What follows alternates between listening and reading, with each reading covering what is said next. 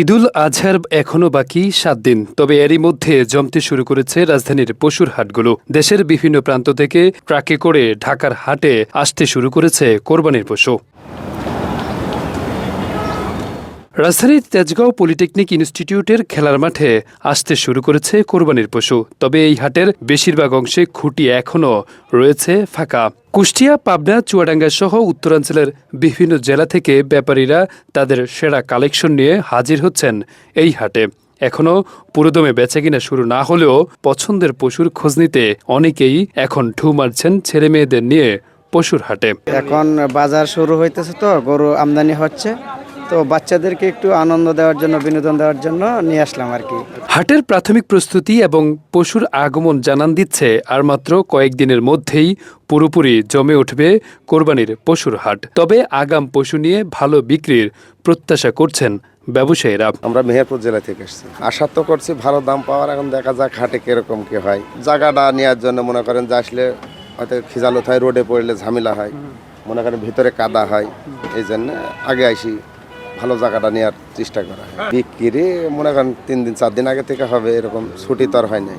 সাদাতপুর থেকে আসছে, গরু নিয়ে আসছি 28টা। প্রত্যাশা আছে আল্লাহ বাড়তিলে আমার নতুন সরকার, তা বাদেও মনে করেন বাইরে তা গরু না আলে আমরা ব্যাপারী ভাই আমরা কিছু পয়সা পাব না। আইসি 2 দিন গত হয়ে যাচ্ছে, ভাব বেচা কিনা কোনো হয়নি, যাক সুর ভালো আছে হাটে, বেচা বিক্রি হয়ে যাবে।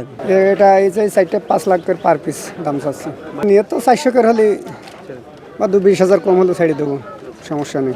ক্রেতা বিক্রেতাদের নিরাপত্তা নিশ্চিত করতে হাটগুলোতে নেওয়া হয়েছে কঠোর নিরাপত্তা ব্যবস্থা। বসানো হয়েছে সিসিটিভি ক্যামেরা ও জাল টাকা শনাক্তকরণ বুথ। ডিজিটাল লেনদেনের সুবিধাও থাকছে এই হাটে। তেজগাঁও হাট কর্তৃপক্ষ জানান, দূর দূরান্ত থেকে আসা ব্যবসায়ীদের জন্য থাকা, খাওয়া সহ নানা ব্যবস্থা গ্রহণ করা হয়েছে। তবে এই হাটের প্রধান আকর্ষণ থাকবে মহিষ, ওট, দুম্বা সহ নানা প্রজাতির পশু। এছাড়া ক্রেতা বিক্রেতাদের সুবিধার্থে কাজ করবে 200 জন স্বেচ্ছাসেবক। রাজধানীতে 27টি অস্থায়ী পশুর হাট বসানোর উদ্যোগ নিয়েছে ঢাকা উত্তর ও দক্ষিণ সিটি কর্পোরেশন। এরই মধ্যে 19টি হাটের ইজারা সম্পূর্ণ করেছে সংস্থা দুটি। বাকি 8টি হাটের কোনোটিতে কাঙ্ক্ষিত দর পাওয়া যায়নি, আবার কোনোটিতে কেউ দরপত্র দাখিল করেনি। ফলে এসব হাট ইজারায় পুনঃ দরপত্র আহ্বান করেছে ঢাকা উত্তর ও দক্ষিণ সিটি কর্পোরেশন। আরাফাত হোসেন, যুগের চিন্তা, ঢাকা।